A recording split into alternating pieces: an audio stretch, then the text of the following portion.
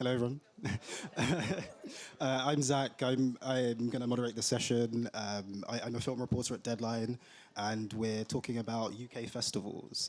I'm going to do a visual description also for inclusivity. I'm 27. I'm from London. I'm also wearing a blue jacket kind of thing. And yeah, we're talking UK festivals. So we've got wonderful panelists here, and it's quite funny because we've kind of got not to have any sort of regional beef, but we have the Scots and the English.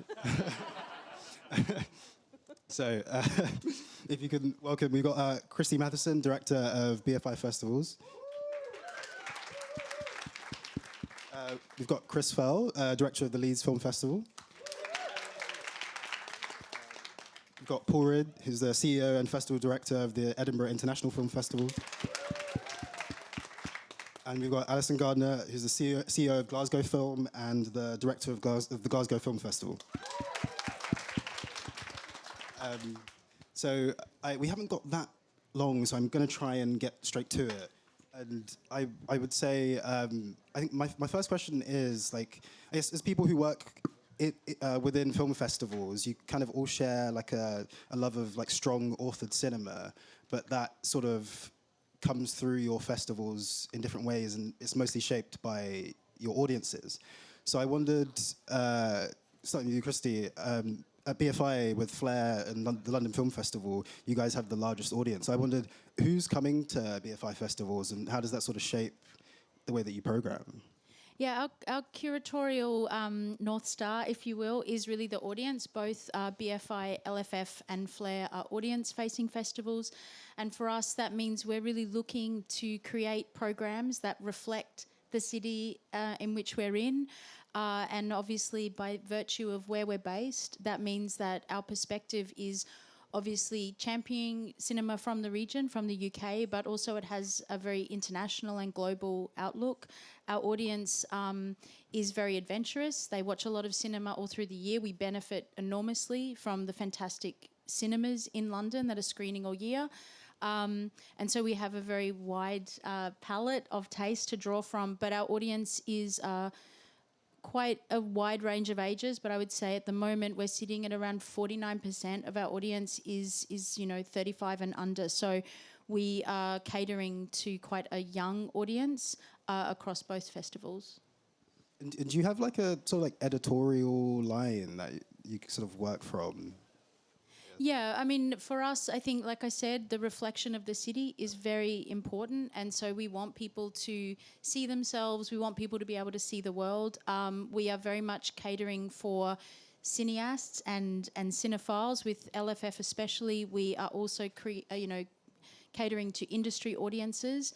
But for us, our tastes really run the gamut of the very high cinephile right through to celebrating fan cultures and broad populist tastes. So we want a festival that people can enjoy, and we don't want it to feel like you need to have a graduate degree in cinema in order to come into our house and watch a film. So when we write copy, we don't dumb it down. It's smart. It's very in honour of the work. But we also want it to feel warm and accessible, and that's really important for us. Chris, Leeds has a small audience, but I think thinking of just cities in England, it's probably the city that I'd say most resembles London in its sort of like diversity. So I wondered, how do you sort of work about shaping your program around your audience? Yeah, Leeds is super diverse. Also, we have Bradford right next to us as well. So in the West Yorkshire area, it's super, super diverse. Very, very wide diversity of languages too. And we want to present a really representative British and international program, and we're continually working hard to develop that more and to reflect what the audiences want too, because they really respond to that. So we've changed our marketing a lot. We've changed our programmers' makeup a lot, with a lot of new programmers being more representative too. And we're a year-round organisation too, so we have other film festivals like Leeds Young Film Festival, run by Debbie Maturi, which focuses on families, and the Indies, which focuses on the 16 to 25-year-olds. and other year-round projects as well, which is taking film into festivals in Bradford and Leeds that don't normally present film, to try and reach those audiences and bring them to the big film festival LIV in November as well. So we're continually trying to develop the audience in that way, and a lot of it is supported by the BFI as well. Shout out to the BFI. Yeah. When you say changing your marketing, what do you mean? Is that like going on TikTok and, you know? No, not so much. It's more, it's some of that, but it's more on the ground stuff and taking film to audiences in their communities rather than expecting them to come to the city. We try and do both, but we're taking film to communities more. And one example is the Leeds Young Films VR cinema in the park in the summer, which takes a pop-up VR cinema to all 28 parks in Leeds as part of the Breeze tour in the summer, and it's taking to VR cinema the new technology to children and families who can't normally access that, and it's working really, really well to try and introduce people to film in a different way, and then encouraging them to come to the Indies, which is for older audiences, and eventually to LIV. So it's a very long-term generational project to develop audiences locally in Leeds. So. Awesome. The Scots. Joking. No, Scotland has such a different film community than the rest of the UK. And like, for example, I was just in St Andrews, a great festival up there called Sands, and their cinema had, like, their picture house had been gutted and it's been turned into like a golf course by like Tiger Woods. It's kind of weird. So they haven't got a cinema. So the work you two do is like really important in ways that is different to these two. So I wondered, how does that sort of shape the work that you do throughout the year and influence the choices that you make? Well, I would say, just for due diligence, I'm 37. I'm wearing a white shirt. I look quite tired, but I'm still very excited to be here. I would say for us, it's all about the programme, fundamentally. I think when we look at the films that we're positioning within our main competitions, but also out of competition, what we're thinking about is how well those films will play to audiences for that wonderful week of cinema that we have with our festival.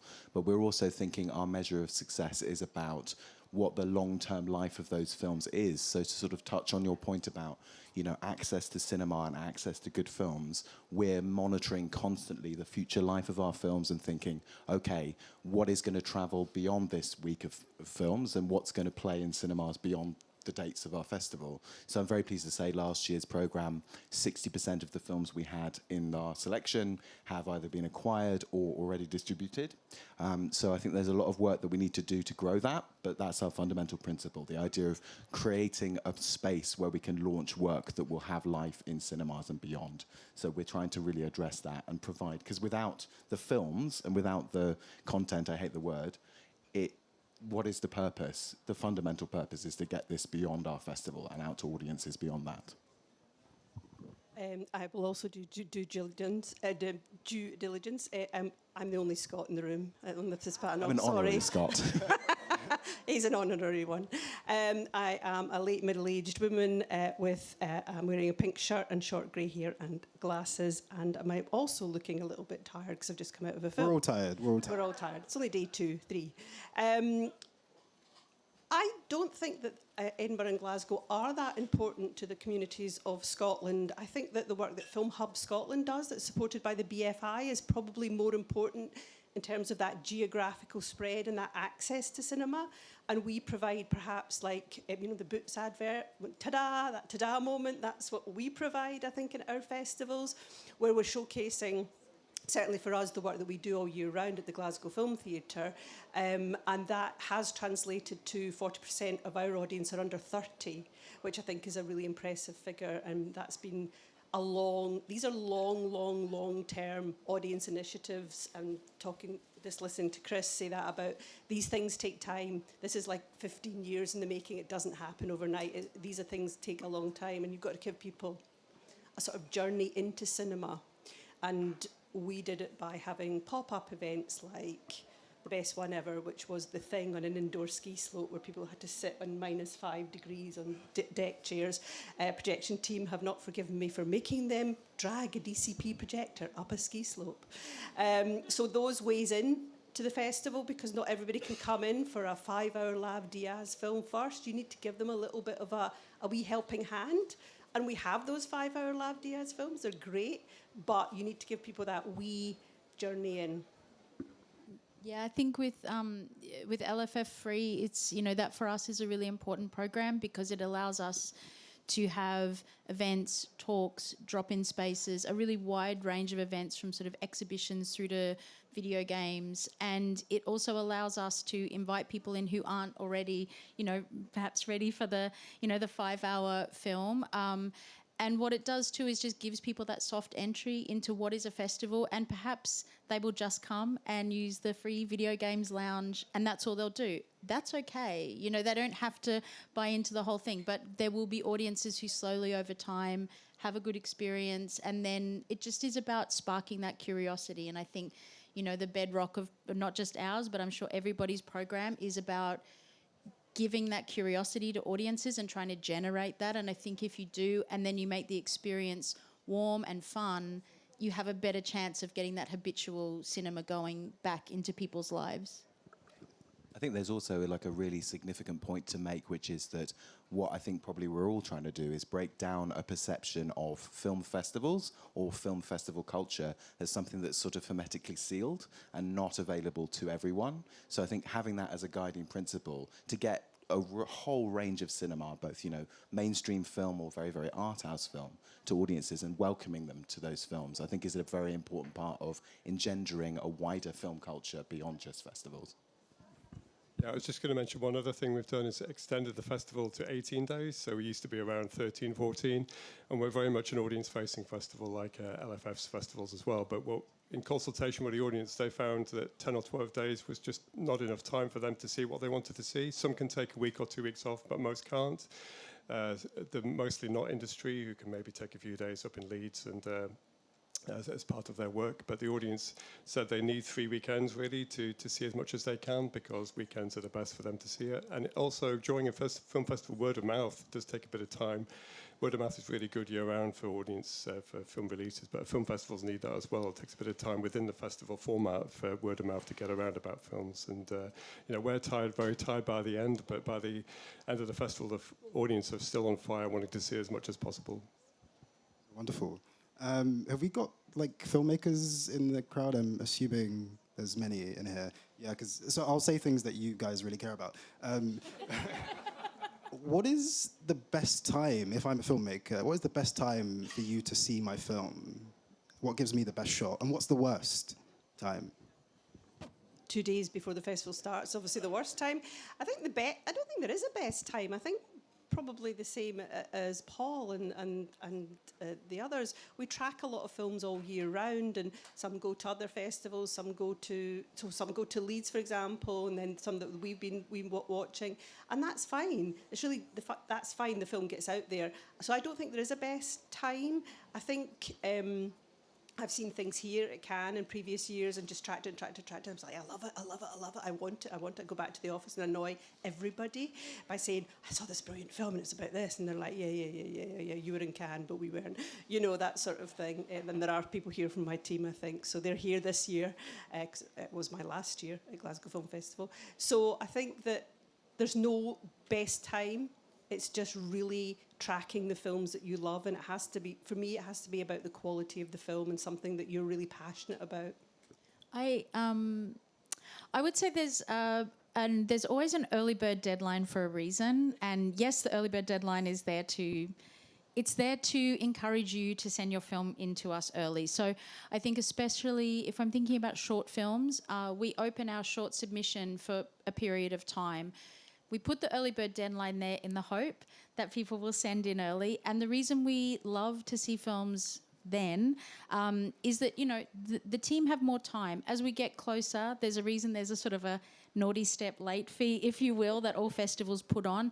And it is really because by then, you know, and anyone in my marketing department will tell you I can't respect a brochure deadline. So full disclosure, I'm not good at them either. But it does mean that by the time the deadline closes, which for us is in a few days, the 23rd of May, you get a deluge of films. And we make our way through all of them systematically, but we've been viewing already for months. So I'd say take advantage of the early bird deadlines if you can. I would also say never send the film until you're ready. Like, don't be pressured. If it means that you go, I'm going to have to wait a whole other year, do it. Because for us, when we view films, if we view them for this year, we won't view your film again next year. So I know there's a pressure around financing deadlines and many other things, but I would stress, like, send the film early, but don't send it if you're not ready to send it, because that really may be your one shot to get it in front of a team of selectors. I would say we have an open submissions process which sort of begins at the start of the year and then continues for 3 months. And again, to reiterate Kristy's point, that early bird submission deadline is there to encourage people to send stuff as soon as they possibly can. We also have like a big push for world premiere in our competition strand. So I think, that's a very important part of the process to make sure that you're if your film is ready, get it to us, we'll consider it, and we'll be very closely monitoring all the thousands of films we have. We also take direct submissions from sales agents and producers and filmmakers, of course. But I would say once you're past the end of our deadline, it becomes trickier for us because we're already slotting stuff in and we have quite a tight program. So, yeah, take advantage of the early submission process. One thing I would say that kind of diverges a little bit from what you were asking is just in terms of protocol, in terms of the way that you approach it. I would say if you have submitted a film to us for consideration, what you can be guaranteed is that film will be properly considered by our submissions viewers and our curators. And I don't think, in general, it's beneficial for you to chase up either me or anyone from our team with a kind of email that's pitching the film again, because we're looking at that film already. So I think, you can rest assured as filmmakers, your film's being properly considered. And I think, it doesn't really benefit you enormously to try and get in touch, because that's why we have the process. Yeah, and for Leeds, we have a long window for submissions to make it more accessible for filmmakers, but we generally view films from April till August, and whether you submit it at the start or towards the end, everything's equally considered by all the programmers. So. And earlier, Paul, you said that, I think you said 60% of the films were going away to find audiences, and I think, Allison, you said something like 40% of films? No, 40% of our audience are under 30. Oh, okay, yeah. I'm really intrigued about films that come to festivals and how they find audiences. So I wondered if you could all sort of give specifics of films that are coming and what kind of films are doing well, what kind of films are leaving to find, releases, theatrical, whatever it might be, and what films maybe aren't, and why do you think that is? Our program for the LFF is, we sit in an awards corridor, so there's a vast number of films in the program that go into general release, and are films that are watched by many, many people, both at our festival and then in the months that follow. I think what's really heartening is when we see films and we always leave films on the table that we love, that we just can't fit them in. So the films that are in the program are things that we really love, and certainly when you lock that program, there's a huge nervousness because you're like, oh, I think this is amazing. And then when the tickets go on sale, it feels really great to be like, great, other people think this is amazing. And so when films get bought out of the festival for UK distribution, it's really so heartening. We had a wonderful film called The Ballad of Susan Césaire, which is a very delicate, beautiful film it world premiered in Rotterdam, gorgeous film. Not an easy sell on paper. The film played very well at the festival. And then we thought, but in the end, Tape Collective picked it up. It got cinema distribution. It's been seen more broadly by audiences. And that is a great feeling because that film is very delicate and it's very special, but it has found a home. And so that feels like something that is helpful that we're doing. Have you just broken some news there? I didn't know it got picked up. Okay, cool. For later.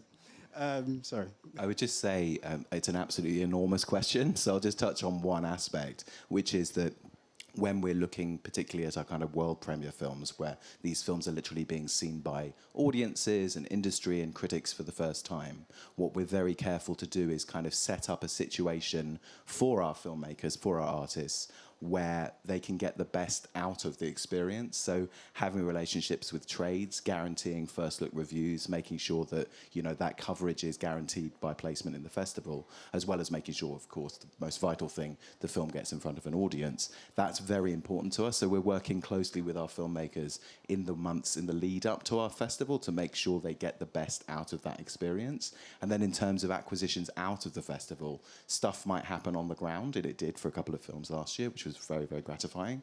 But then subsequently, films we're tracking after they've played in our festival have been picked up and then distributed in the UK. And that's I think, the job of work that is kind of on us as an industry to kind of like fight for independent film in that way and set up filmmakers to get the very best out of this launch opportunity. I think that's crucial.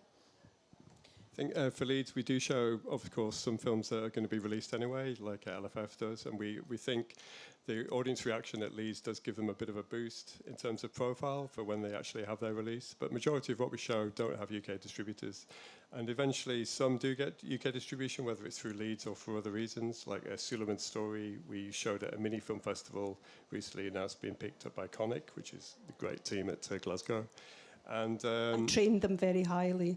Yes, yeah, they're fantastic. They pick up a small number of films each year, but they take very great care over each film and trying to develop the audience for it. So, but there are a lot of films in Leeds. I mean, the Leeds audience really love films that they can't see otherwise. And some of the best films, most popular films that we showed last year, like Dead Talent Society from Taiwan and Lovable from Norway, haven't got UK distributors, but they did as well as films with distribution during the film festival, but unfortunately they didn't get released afterwards. So there's a common problem with film festivals. So many great films out there, but it's not possible to get them all into cinemas. I mean, partly by extending our festival to 3 weeks, we actually give them more screen time during the festival itself, and so sometimes we show them 4 or 5 times. But beyond that, it's quite tricky. And in terms of films that don't do so well, for us, it is documentaries. And we have a documentary strand, and there are some exceptions, like last year we did Grand Theft Hamlet and No Other Land, of course, which did really well. But some of the others were very tricky to find audiences for, so we're trying to reshape what we do with documentaries for next year. But I think there's something very special about festivals as well. Like, it's like this idea of if you go and see theatre or you go and see live music, and it's like, were you in the room? And if you were in the room, you had that collective experience. And I think that we owe a lot to our ecosystem, be that the commercial market, be that audience development. But I think in doing that, we don't want to lose the specialness of what makes film culture really rich. And there's a richness in attending a festival, seeing that incredible film, and maybe then it just sort of floats away. It lives in your memory, but you had that experience. And so I think it's also about us balancing that. You know, we definitely want to be diligent and do the right work so that we can develop audiences and keep cinema culture really vibrant. But I also feel like there's a joy in having that special screening moment, and it's there, and then it just lives in your brain for a long time. I think for us as well, highlighting Scottish films is really important, giving them the platform. So we had Make It to Munich this year as our closing gala, and that's done really well, and that's getting distribution. Not sure how well it will travel, but it is a universal story, so I think that'll be interesting. And then My Old School, the audience just went crazy for it when we showed it, and then I think it was our number 2 film of all time at Glasgow Film Theatre when it came out in release. And then things like Ne Passeran was that very, very, very special moment when it's the story of the 4 shop stewards who refused to service the engines for the Chilean military. They were bombing their own people, and the 4 shop stewards were still alive and there, and that they got a standing ovation for 10 minutes. And those sort of magic moments stay with you forever. They're just so fantastic, and for the filmmakers and the audiences. And then people saying, "Oh, you weren't at Ne Passeran, it's a real shame. Never mind, I was." You know, bragging rights are really important, and don't underestimate them. That is very true. I've got many stories, but let's move on. Something that I think is like distinctly British film festival is like the mystery film. Like I go to a lot of film festivals and I kind of don't see that. It's like a very British thing.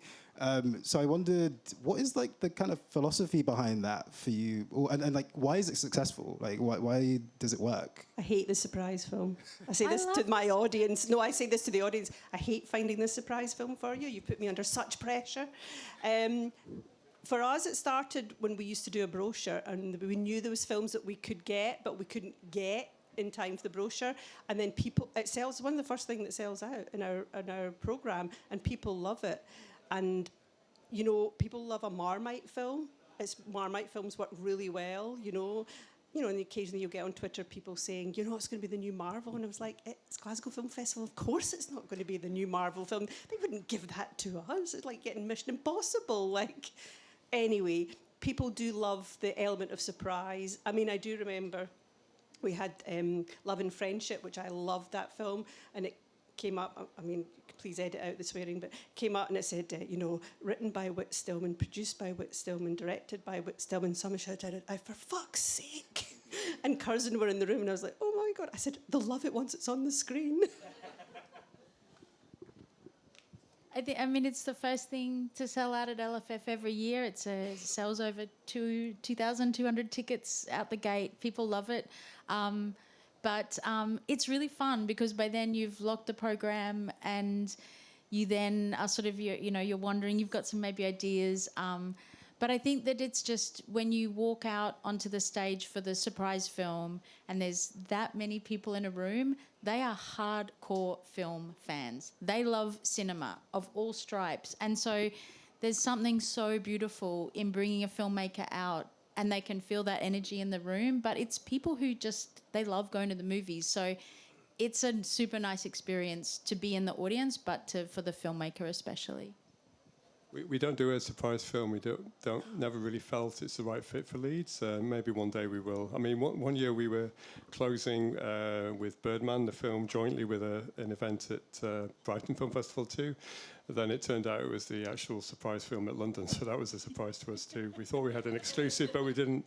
But I do love how in Cannes you know very little about most films except perhaps the filmmaker, and no reviews, no, nothing else, and you just walk into it completely, free of any of that. And I'd love to have that kind of experience during the film festival somehow. But no, we don't do a surprise film. We had a difficulty with when we played Ferrari as our surprise film because we had Michael Mann, and then at one point just before we went on stage he said, I'm just going to go out to the bathroom, and one of my colleagues had to chase him down a room and be like, you can't go out there, they know who you are.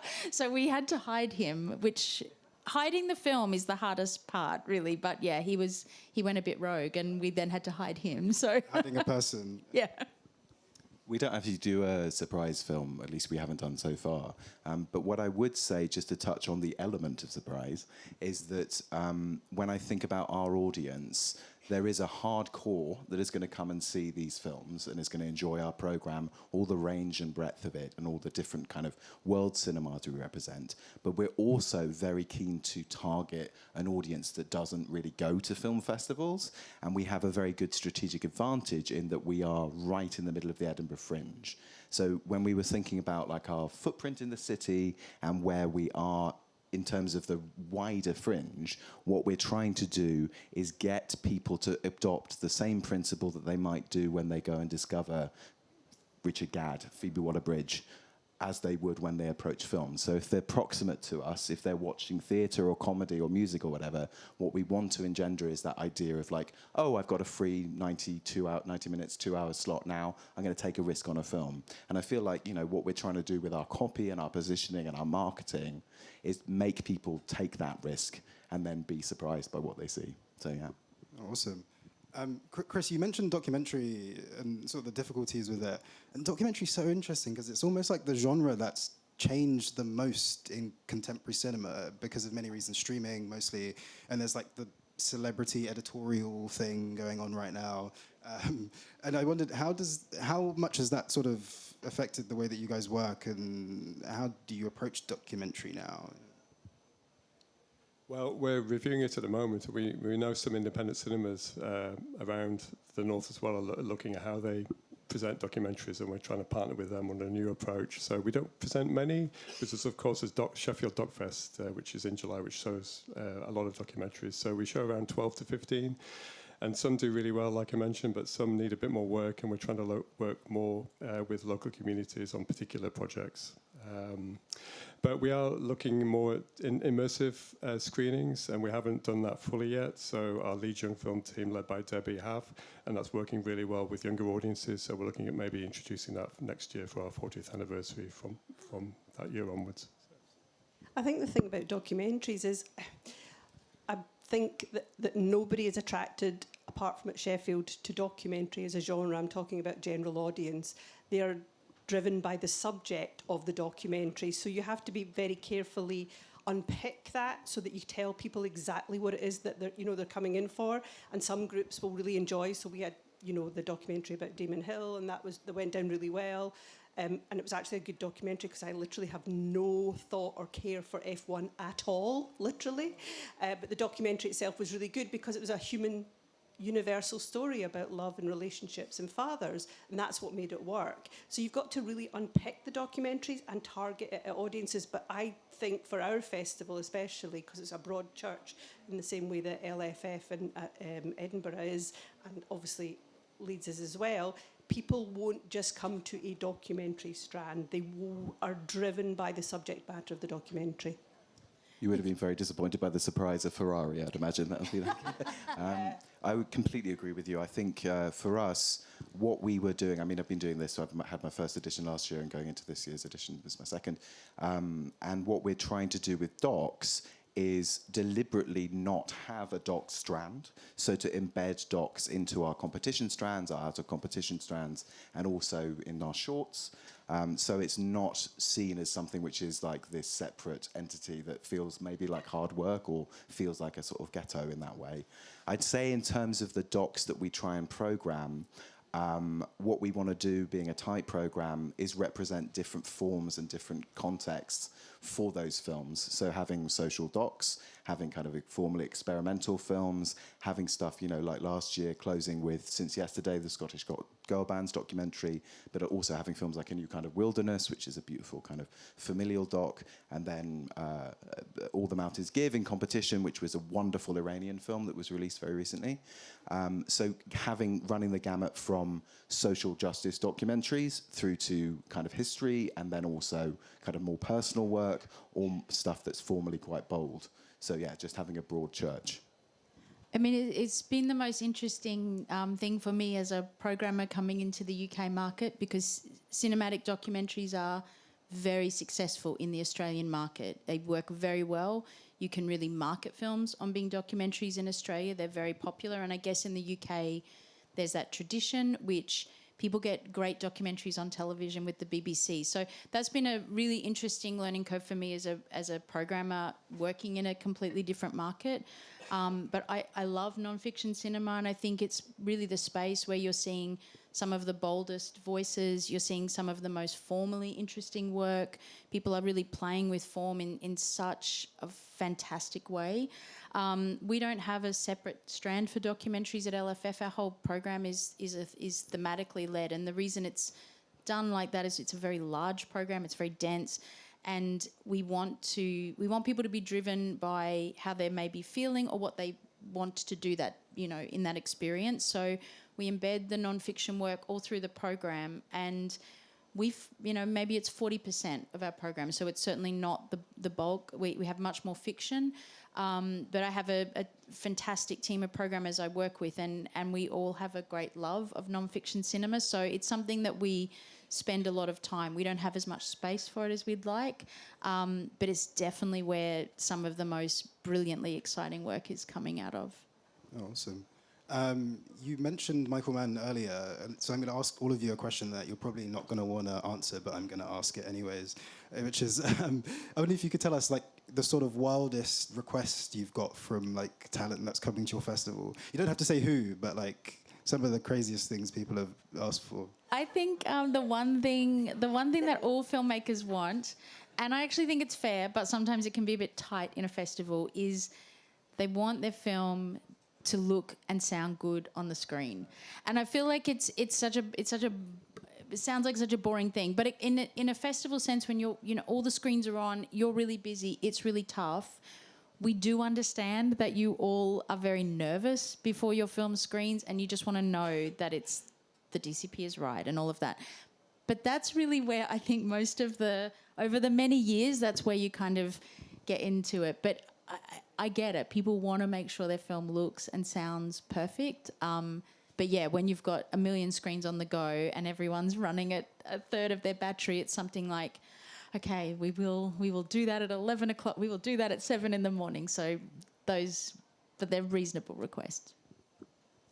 All I can think of was we wanted a retro of a Russian filmmaker, and one of the conditions from the Russian agency was that we promoted the season against London landmarks. So we had to go down to London, put posters of the retrospective on a tree with Buckingham Palace behind it, and on a lamppost with Big Ben, and take photos and send it to the agency before they gave us the films. So. Damn.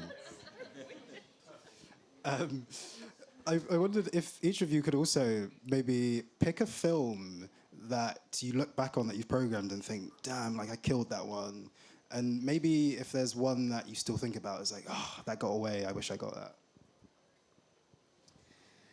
I feel like I'm in the middle of programming at the moment. So I feel like I've already got a one that's got away this year for me. And there's this fantastic documentary that's playing Sheffield called Nixus. I'm not pronouncing it correctly. It's a Mexican documentary. And it is this wonderful, intimate... It premiered at Vision de Real. And it's this wonderful, intimate portrait that's really joyful of... we follow this person from the age of 7... and as they're growing and transitioning into being the person that they are, and it's a really joyful trans story that's full of love and inventive filmmaking. And so if you go to Sheffield this year, you have to see it. It's just the best. And I think every film you put in the program, like I said, we have to leave a lot on the table. So I think everything that you put in, you are so invested. You know, we double view everything at the BFI festivals, so it can't just have one person say, oh, I quite like it. Like in those last discussions, you have multiple people in there like fighting for the film. So I think when they hit the screen, you know that they've got a lot of like champions behind them. Yeah, I mean, there are so many films that we love in the programme. It's really hard to pick one. I mean, you do lose some, but we don't get annoyed by that. We just, move on quite quickly. Just a recent example, I really enjoyed Late Shift that was on at Berlinale, and I thought that would work so well with the left audience that ever, but it's getting released in the summer, which is a shame, but great for audiences to see it in the summer. And for a day or two you think, oh, never mind, and then you move on from it. So, but magically somehow with the hard work of the programmers, the program still comes together in a way that you're really proud of. I would say last year having things like the UK premiere of The Outrun and The Substance and Sing Sing and Armand and Black Dog, these are all great banner films that have done super well since our festival, and it was such a joy to kind of launch them in the UK in that way. But I think fundamentally for me, and for all of us really at Edinburgh, those world premiere competition films are really, really special because it's a very, very tight selection of 10 films. So when you get a film like our winning film, The Ceremony by Jack King, which is a film that was made for very little money and is very artistically, it's a beautiful, beautiful film, very provocative, very, very beautifully acted. When you get a chance to launch that film and present it for the first time and then for it to get acquired and distributed, that's a very kind of moving moment. And then just to sort of touch on the kind of like more negative side of things, I'm not going to say what the film was, but there was a film last year that played in Cannes that we booked before Cannes, which we were very honoured to have, and then it got bought in Cannes. And then unfortunately the distributor, who we love, decided that they wanted to release it later, so it didn't make sense. So it's those kind of situations, but you have to become quite philosophical about it. Fundamentally, it's all about what's right for the film. And when a film has been acquired and it's ready for distribution, you have to lead with that. That's paramount for us. And we're custodians of this thing. It's not about ego, it's about providing the best opportunity for the filmmakers and for the films. So yeah, but it is gutting when that kind of situation does happen. I take everything personally. So you stole Pierce from me, and you stole The Outrun, so you're dead to me. So, no, I do things personally. I walk around the office and go, how very dare they? It's good for my soul. It keeps me young. Yes, there's always these things, and what Paul is saying is true. I'm just trying to, be funny. I'm saying that now, but behind the scenes, we're all swearing. It's fine. I think it's important that each film that you look after gets the right premiere. So it was great, to close with Make It to Munich and open with Tornado, which was a fantastic film. So we're really lucky in that respect, and we work very hard to get these films, and we're very trusted by our distributors and sales agents because we give good festivals, I like to say. I think you've just got to sometimes just let them go. But I find that quite hard because my husband does call me petty revenge woman, so there is obviously a reason there. TMI. How we doing? How we doing? Okay, Q&A. Okay, have we got any questions? So I think you were first, maybe this. Okay, you go. Yeah. Oh, yeah. Wait for the. Yeah. Hello, hi. This is a question for Kristy. Just going back on what you said about titles that you don't review, sort of like the second once you've watched it, don't resubmit. Are there any titles, or has there been titles, and do you think there's maybe an opportunity in the future if you do watch a title that might not be right for that year, perhaps the next year you're like, oh, I saw this film previous year that could fit for maybe this year. So is that something that you potentially could do, or is it just absolutely not? No, I mean, our regulations, so basically for 2025, we're viewing films that are world premiering after December. So after our last edition. So if you world premiere after our last edition of LFF, we're watching those films. So anything that world premieres ahead of those dates are ineligible for us. And the reason that we're not reviewing work is, and especially, people may have different cuts of the film and things like that. But if we did, we could potentially find ourselves still watching films from, but certainly when we see films that we really love, then, we will tell, programmers talk to each other all the time. And people are always like, you should check that out. Have you seen this? This is really good. And everyone's calendar, we're all looking at different films because we're all in different parts of the year. So we're always talking to each other and recommending films. Likewise with our colleagues at South Bank, So that's how we're sort of championing films that aren't going to work for us in that year. But I would say, just when you're submitting films, it's very boring, T's and C's, but read the regulations of those festivals because they're there for a reason, and it will help you plan also too, like where do you, what's the timeline you've got on a film. Once it world premieres, unfortunately the clock is running, you've got about 12 months. So you've got to make those 12 months sort of count quite strategically, yeah. Just to add to that point, I would say it's tricky also because last year we received 2,500 shorts and features. This year we received 4,000. So when you're looking at the sheer volume of films that are coming to you, it's quite tricky to sort of reconsider. I mean, we, as a matter of policy, we don't reconsider films, but it's quite difficult because the next wave's coming through almost immediately after the festival. So, yeah, I would just come back to Kristy's point as well, which is make sure when you submit a film, it is done and it is ready and it's what you want the programmer to see. Actually, just behind, I think he was... Hi, first of all, thank you so much because it was a really useful insight.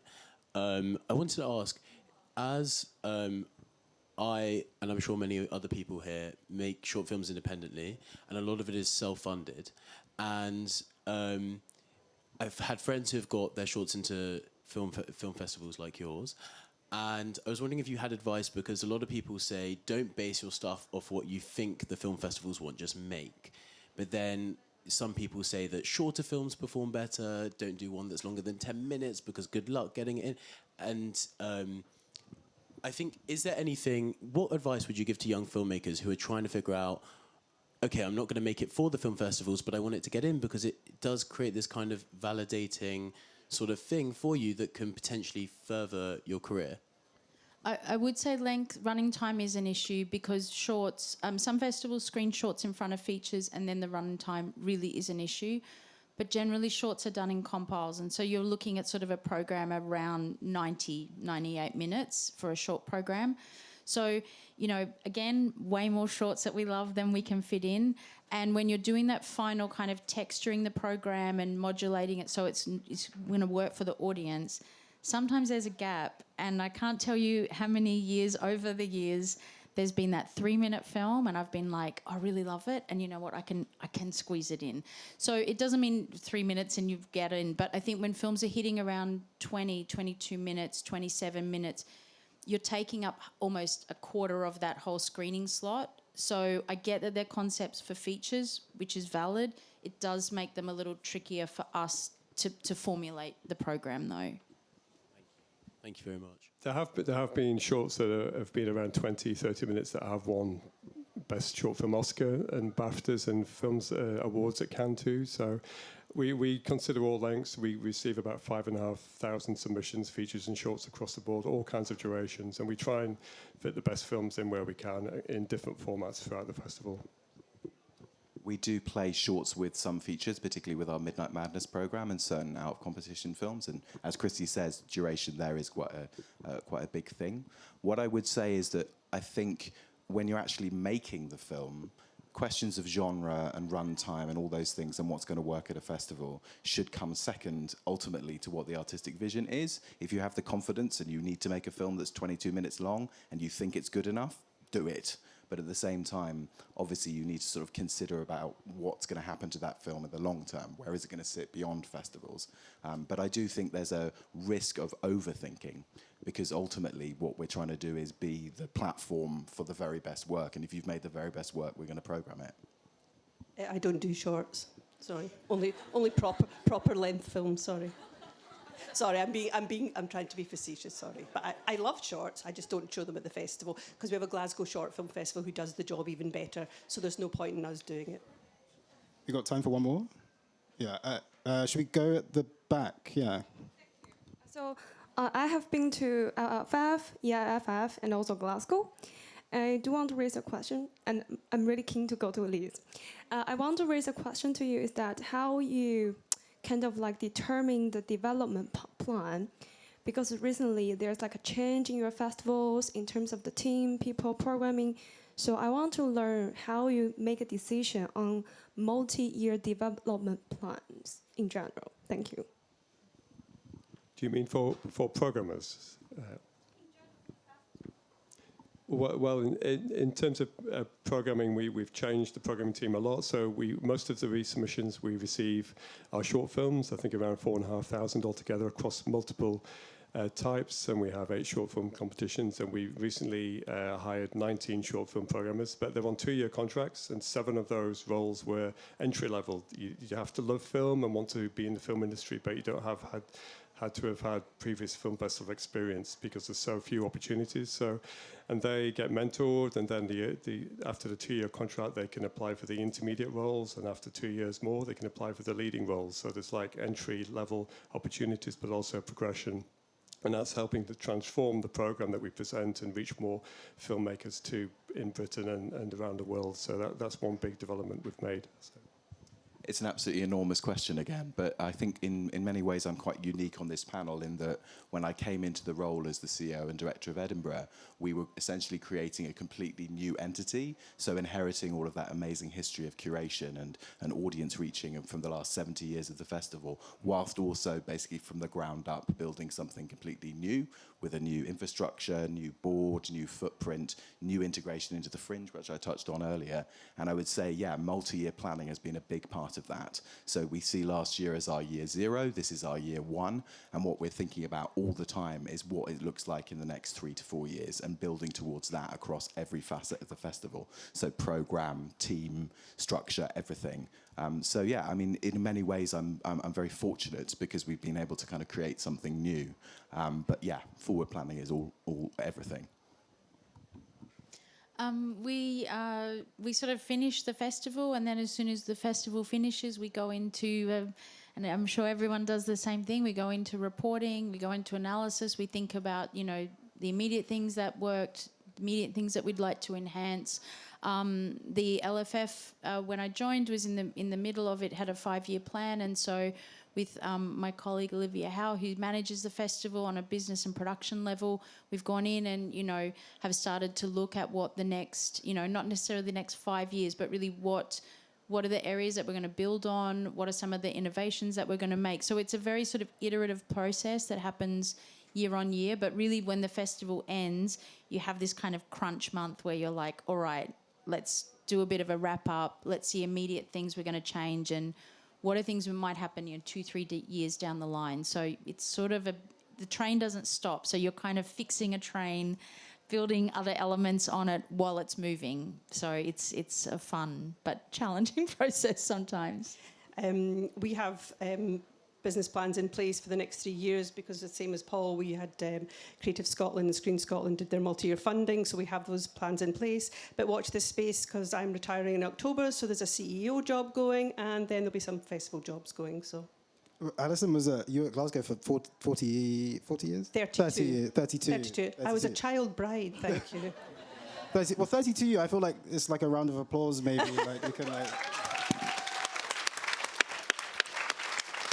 I didn't start as the CEO. I started as a duty manager and worked my way up. So there you go. Nice. Any more questions? Maybe here. So yeah, go on, yeah. I was curious to ask you about politics. Like, we live in times where politics are very often part of film and art. So how do you handle this? How do you manage decisions when I can imagine that some films and some political, opinions might be pushed towards you. So what do you do then? I mean, we are really, the world we're living in it's indescribable at the moment. It feels like it feels indescribable at the moment. And I think for us as programmers, we're thinking about the audience, we're thinking about, how do we have those moments of collective joy, of curiosity, of collective action, but we're really doing that through the lens of the work. So I think that in putting the program together, you can't forget the world that's sitting outside. But as a team, we really try and burrow down into the work. And as we're sort of building the program, we're not a specific theme festival. So we're really each year looking at those questions. And politics inevitably bubbles up in that, because this is how they help us process the world, is they make art. And so for us, it's about, having the work that we know can stand on its own, and then we hope that there is a conversation that it sparks amongst the audience when they leave the theatre. I think you have, for us, we filter everything through Cinema for All and our vision, mission, values, and we try and filter everything through that so that we're being authentic to ourselves. I'm always authentic, as my team say, maybe too authentic. But I think it's important that you allow the filmmakers and the audience the space to have those difficult discussions. We will only change things for the better, and I've been at this a long, long time, if we come together and all the magic happens in the middle where consensus is. Nothing happens if you're at this side, and nothing happens if you're at that side. You have to come together, and you have to have honest, respectful, kind conversations, and that's why I try and filter through. I'd completely agree. I think fundamentally what it comes down to is providing the platform for the voices of the artists that we showcase to articulate their visions, and I think ultimately we defer to that. Obviously we respond to the complexity of the world in our programming, but fundamentally it's about providing that platform and providing that voice and avoiding the temptation to specifically target a type of film or a particular topic for the sake of a quota. Ultimately, it's about the voices of the artists and the freedom of that expression. Yeah. And the film festival is a fantastic place to explore all the issues more, and we make sure we've made sure we've got a much more wider representative programming team as well to view everything that we get sent, to consider fully and properly, and the audiences to engage with the filmmakers during the festival is really important too. So. Right here. Thank you very much. I have a very brief question.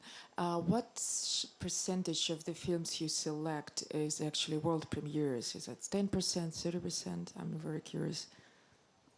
Ours is super low. We don't focus on world premieres or European or international. We show some films that are on at LFF, for example. We have competitions for UK premieres, but very few world premieres where our main focus is on getting films for the audience that they really like in Leeds. So. I think last year our percentage was about 50 for world premieres across features and shorts. There's obviously, as I say, our world premiere competitions across features and also shorts. So they're a very important part of our programme. We have support from the Connery Foundation for our main Connery Prize for the first feature, for the feature competition that we have. And then we have the Thelma Schoonmaker Prize for shorts. So world premiere is absolutely paramount for that in order to present something completely new to our audiences and to industry and press. And then outside of that, we're very keen to find as much stuff that's completely fresh as possible. It's around 39%, but like Leeds, world premiere is not the focus of the LFF, providing, really that incredibly rich cinematic experience that's very, has the audience in our view. That is really what, the purpose of the festival is. So we do world premiere films, and it's always, very thrilling, but it's just as thrilling to be able to screen a film in the UK for the first time and to know that, we can bring an audience to the film. And so, yeah, it's always a special experience, whether it's a world prem or not. I've no idea what the world premiere percentage is. There are some people in my team. I essentially don't care massively about it because I don't think audiences care. So we will show things that have been at LFF, for example, because the films themselves are really important and the audience will see them, and my audience won't travel to London because it's too expensive to go down and stay in London, etc.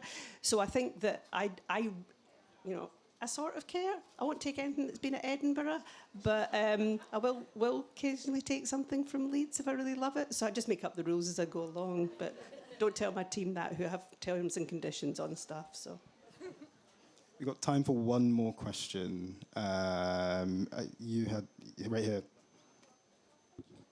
Hi.